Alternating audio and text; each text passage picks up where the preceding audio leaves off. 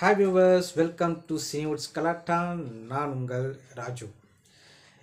இந்த வீடியோவில் நம்ம என்ன பார்க்க போகிறோம்னா, அஜித், த்ரிஷா, அர்ஜுன் மற்றும் ரெஜினா கேசண்டே நடிச்சு மகிழ் திருமணி இயக்கத்தில் வெளிவந்திருக்கிற விடாமுயற்சி படத்தோட விமர்சனத்தை தான் இந்த படத்தில் பார்க்க போகிறோம். ஸோ அதுக்கு முன்னாடி இந்த சேனலுக்கு நீங்கள் புதுசாக இருந்தீங்கன்னா ப்ளீஸ் மறக்காமல் சப்ஸ்கிரைப் பண்ணி சப்போர்ட் பண்ணுங்கள். அதேமாதிரி இந்த வீடியோ பிடிச்சிருந்தா மறக்காமல் லைக் பண்ண கொடுங்க. சரி, விடாமுயற்சி அஜித்குமார் சாரோட ஒரு நீண்ட இடைவேளைக்கு அப்புறம் நம்ம வரப்படம். ஒரு 2 ஆண்டுகளுக்கு மேலே நம்ம வந்து அஜித் சார் திரையில் பார்த்த ஆச்சு, ரொம்ப நாள் ஆச்சு இல்லையா? ஸோ 2 ஆண்டுகளுக்கு பிறகு நம்ம அஜித் சார் வந்து திரையில் பார்க்கணும். ஸோ அப்படி இருக்கிறவங்களை வந்து ரசிகர்கள் என்ன எதிர்பார்ப்பாங்க அப்படின்னா, ஒரு ஒரு மாசான இன்ட்ரோ சீன், நிறைய மாசான எலிமெண்ட்ஸ்லாம் வந்து படத்தில் இருக்கணும்னு ஆசைப்படுவாங்க. ஏன்னா வந்து என்ஜாய் பண்ணணும், விசில் அடித்து கத்தி என்ஜாய் பண்ணணும் அப்படின்ற எண்ணத்தோடு தான் ரசிகர்கள் வருவாங்க. ஆனால் இந்த படத்தில் அஜித் சாருக்கான ஒரு மாசான இன்ட்ரோவும் இல்லை, படத்தில் மாசான எலிமெண்ட்ஸும் எதுவும் இல்லை. ஸோ அதனாலே அஜித் ரசிகர்களுக்கு ஒரு பெரிய ஏமாற்றமாக வந்து இந்த படம் அமையுது. சரிங்க, இப்போது இந்த விடாமுயற்சியோட கதை என்ன? இதை ஏற்கனவே ஹாலிவுட் படத்தில் வந்த பிரேக் டவுன் திரைப்படத்தோட ஒரு தழுவல் தான். இதில் அஜித்குமார், த்ரிஷா கணவன் மனைவி. ஸோ அவங்களுக்குள்ளே இருக்கிற கருத்து வேறுபாடு காரணமாக த்ரிஷா வந்து டிவோர்ஸ்க்கு அப்ளை பண்ணுறாங்க. ஏன்னா த்ரிஷாவுக்கு ஆல்ரெடி வேறொருத்தரோட பிடிச்சிருக்கு, அஃபேரில் இருக்காங்க. ஸோ அப்படி தான் இந்த கதையில் காட்டப்படுது. ஸோ அதனால் டிவோர்ஸ்க்கு அப்ளை பண்ணிவிட்டு நான் எங்கள் அம்மா வீட்டுக்கு போகிறேன், எங்கள் வீட்டுக்கு போகிறேன் அப்படின்றாங்க. ஸோ அஜித்குமாரான கணவன் நானே உன்னை இட்டு போய் விடுறேன் அப்படின்ற மாதிரி சொல்கிறாரு. ஸோ போகிற வழியில் மர்மமான முறையில் அவங்களோட மனைவி காணாமல் போகிறாங்க. ஸோ அவர் மனைவியை காப்பாற்றினாரா, என்ன ஆச்சு, அவர் என்ன விஷயங்கள்லாம் ஃபேஸ் பண்ணார், ஸோ அதை வந்து திரைக்கதை மூலிமா ஒரு சுவாரஸ்யமான திரைக்கதை மூலிமா சொல்லியிருக்காங்க. இதில் என்ன சுவாரஸ்யமான திரைக்கதைன்னு சொல்லிட்டேன், பட் ஆனால் சுவாரஸ்யமாக இருக்கான்னா ஒரு கேள்விக்குறி தான். மகிழ் திருமேனி வந்து ஏற்கனவே ஒரு 2 படம் பண்ணியிருக்காரு, தடையற காக்க அப்படிலாம். ஸோ அந்த படத்தை கம்பேர் பண்ண சொல்ல இந்த படத்துக்கு ஒரு 2 ஆண்டுகள் தேவைப்பட்டதா அப்படின்னா எனக்கு அப்படி ஒன்றும் இந்த படத்தில் இல்லை, 2 ஆண்டுகளுக்கு எடுக்கிற அளவுக்கு. அது இல்லாமல் இதோட லொக்கேஷன் பார்த்திங்கன்னா அசர்பைஜானில் எடுத்திருக்காங்க. ஸோ அந்த மாதிரி லொக்கேஷன் பார்த்திங்கன்னா இந்தியாவில் ஏகப்பட்ட லொக்கேஷன்ஸ் இருக்குது. ஆனால் எதுக்கு அங்கே போய் எடுத்தாங்கன்னு தெரியல. ஏன்னா இந்த படத்தோட பின்பாதியில் வந்து அவர்கள் மொழியில், அதாவது அசர்பைஜான் மொழியில் வந்து பேசப்படுது.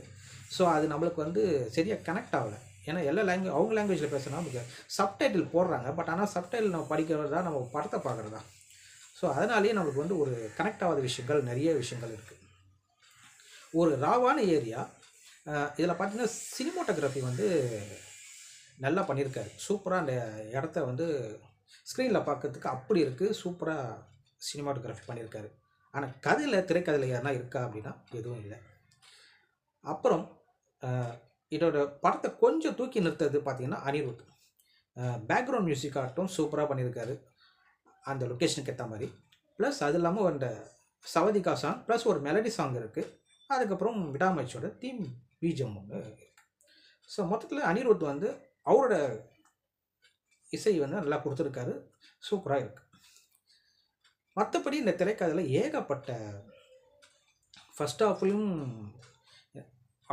த்ரிஷா அஜித்குமாரான லவ் சீன்ஸு இதெல்லாம் வந்து ஃப்ளாஷ்பேக்கில் காட்டப்படுது. ஏன்னா இந்த படத்தோட டியூரேஷன் பார்த்திங்கன்னா 2.5 மணி நேரம், பிரேக் டவுன் பார்த்திங்கன்னா ஒரு 1.5 மணி நேரம் தான். ஸோ அதை ஒரு தமிழ் படத்துக்கான டியூரேஷனை கொண்டு வர்றதுக்காக சில வந்து ஃப்ளாஷ்பேக்ஸ்லாம் காட்டப்படுது. த்ரிஷாவோட அஜித்குமாரோட லவ் சீன்ஸ் எல்லாம் காட்டப்படுது. அதேமாதிரி இந்த பக்கம் பார்த்திங்கன்னா அர்ஜுன் ரெஜினா கேசண்டோட ஃப்ளாஷ்பேக்கும் காட்டப்படுது. ஸோ இதனாலலாம் வந்து படத்தில் நிறைய லேகிங் வந்து ஏற்படுது. ஸோ விறுவிறுப்பாக நகருது, திரும்ப வந்து அப்படியே ஸ்லோ டவுன் ஆகுது, திரும்ப கொஞ்சம் போகுது, மறுபடியும் ஸ்லோ டவுன் ஆகுது. இதில் அங்கங்கே ஒரு ட்விஸ்ட் இருக்குது, பட் ஆனால் ட்விஸ்ட்டை வந்து அப்போ போய் ரிவீல் பண்ணுறதுனால நம்மளுக்கு அந்த அளவுக்கு ஒரு இன்ட்ரெஸ்டிங் இல்லை. அதை வந்து அந்த ட்விஸ்ட்டை வந்து கடைசி வரைக்கும் கொண்டும் போல.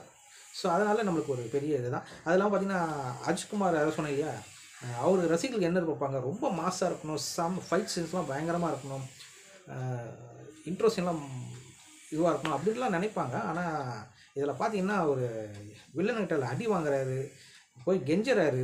ஸோ இதெல்லாம் வந்து ஒரு ஒரு மாஸ் ஹீரோ இந்த கதாபாத்திரத்தை பண்ணுறது வந்து வரவேற்கத்தக்கது. ஆனால் ரசிகர்கள் இதை வந்து அஜித் ரசிகர்கள் விரும்புவாங்களா அப்படின்றது தெரியல. இதில் ஜென்ரல் ஆடியன்ஸோட ரியாக்ஷன் இனிமேல் தான் போக போக தெரியும். பட் அஜித் ரசிகர்களுக்கு இது வந்து ஒரு ஏமாற்றம் தான். ஸோ இதனாலேயே படங்கள் வந்து நிறைய லேக் ஆகுது. மொத்தத்தில் இப்படி ஒரு படத்தை எடுக்கிறதுக்கு 2 ஆண்டுகள் தேவைப்பட்டதா அப்படின்னு தெரியல. படம் வந்து ஓரளவுக்கு ஆவரேஜாக போகுது. கண்டிப்பாக நம்ம திரையில் வந்து அஜித்குமார் சாருக்காக இந்த படத்தை ஒரு தடவை பார்க்கலாம். ஸோ தப்பு இல்லை. பட் ஜென்ரல் ஆடியன்ஸோட இது இனிமேல் தான் தெரிய வரும். பட்டு இது ஒரு மிக்சடு ரிவ்யூஸ்லாம் வருது. ஸோ இனிமேல் வரும் நாட்களில் தான் இந்த படம் எப்படி கலெக்ஷன் பண்ண போகுது, ஸோ எந்த மாதிரி போக போகுதுன்றது நமக்கு தெரியும். மொத்தத்தில் இந்த விடாமுயற்சி படம் பார்க்குற நமக்கு வெறும் அயற்சி. ஸோ இதேமாரி அடுத்த ஒரு மூவி ரிவ்யூவில் உங்களை மீண்டும் சந்திக்கிறேன். See you.